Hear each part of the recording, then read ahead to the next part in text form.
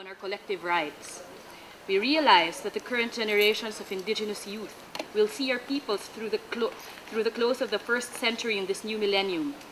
We accept the responsibility to see to it that we, Indigenous peoples, arrive at the end of this century in better conditions than when we entered. We, the Indigenous youth who represent the future of Indigenous peoples, would like to put forth the following recommendations. Number 1, recognizing and appreciating the progress made, but at the same time acknowledging that further work needs to be done, it is urged that recommendations from the forum's past sessions that are of particular relevance to children and youth be implemented immediately.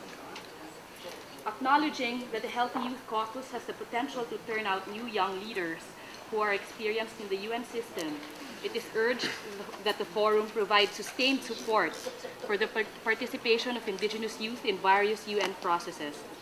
This will accelerate the achievement of the goals of the forum, such as the Millennium Development Goals, so that these could become more widely known, diffused, and accepted amongst rural and isolated Indigenous communities.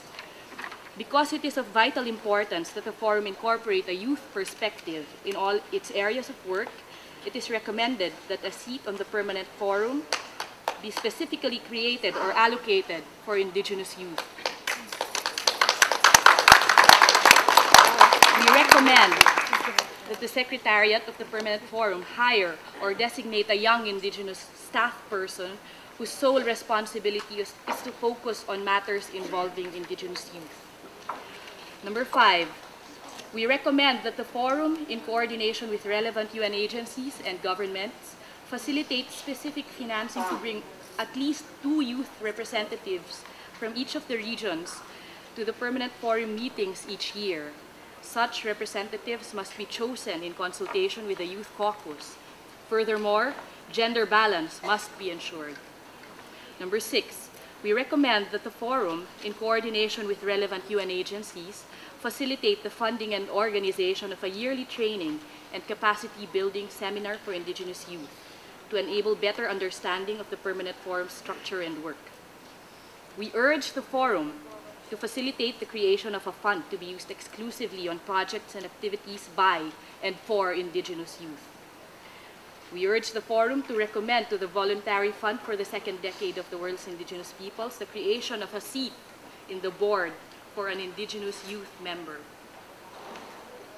We urge the forum to strongly recommend to the UN agencies, especially those with youth programs, such as the UNDP Focus on Youth and the UN Youth Unit, the appointment of an Indigenous youth as a focal person for Indigenous youth issues.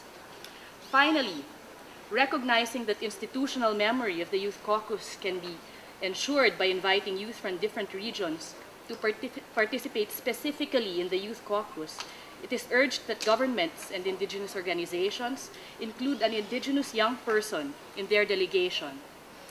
Thank you very much, Madam Chair, for this opportunity to address the forum, and we are looking forward to securing our future as Indigenous peoples by working closely with you for the implementation of these recommendations in the years to come.